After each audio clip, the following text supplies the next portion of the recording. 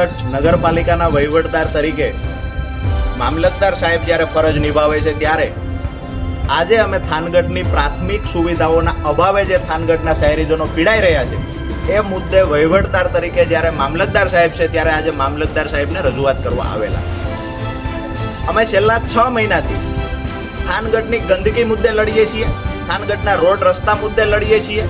મહિલાઓ જે ખરેખર થાનગઢમાં ટ્રાફિકની સમસ્યા અને ઓવરલોડ વાહનોના કારણે જે અકસ્માતો વારંવાર થાય છે, ગંદકીથી મહિલાઓ પીડાય છે, તમામ મુદ્દે છેલ્લા 6 મહિનાથી લડીએ છીએ. પણ જ્યારે બી રજૂઆત કરવા આવીએ છીએ ત્યારે ખુરશી પરના અધિકારી બદલાઈ ગયેલા હોય છે. એટલે કે છેલ્લા 6 મહિનાની અંદર 4 થી 5 વખત અહીંયા ખુરશી પરના અધિકારી એઝ એ મામલતદાર સાહેબની બદલીઓ થઈ ગઈ છે. જે ખરેખર અહીંના જે લોકો છે એની જે પીડા છે એ સમજવાના પ્રયત્ન કર્યા પહેલાં સાહેબની બદલી થઈ જાય છે.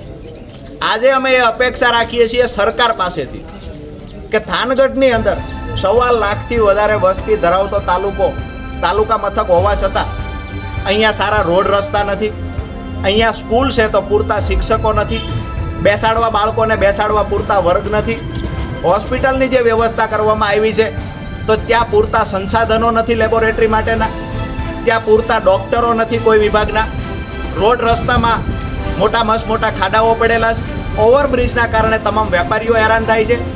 આજે જ્યારે ધાર્મિક પ્રસંગો અત્યારે ચાલતા હોય શ્રાવણ માસની અંદર, ત્યારે ગંદકીના પાણી દરેક ward number 3, ward number 4, ward number 2માં રહીશોના ઘરમાં ગંદકીના પાણી ઘૂસી જાય છે, ગટરો ઉભરાઈને. ત્યારે તમામ મહિલાઓ, યુવાનો, વડીલો, તમામ શહેરીજનોની પીડા લઈ અને આજે અમે મામલતદાર સાહેબને રજૂઆત કરવા આવ્યા છીએ કે હવે આ આખરી લડાઈ છે.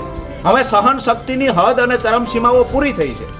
6 મહિનાથી લડીએ છીએ તેમ છતાંય કોઈ અધિકારીના પેટનું પાણી હલતું નથી. આજે અહીંયા મોટી સંખ્યામાં યુવાનો પણ અમારી સાથે જોડાયા છે રજૂઆત કરવા માટે કે સ્પર્ધાત્મક પરીક્ષાની તૈયારીઓ જે યુવાનો કરે છે એ યુવાનો માટે સારું ગ્રાઉન્ડ પણ આ સરકાર થાનગઢમાં આપી શકી નથી. વાંચન વ્યવસ્થાની વાત કરવામાં આવે તો એક સારી લાઇબ્રેરી થાનગઢને આ સરકાર આપી શકી નથી. એટલે તમામ માંગણીઓને લઈ અને આજે અમારી થાનગઢ મામલતદાર સાહેબને રજૂઆત હતી.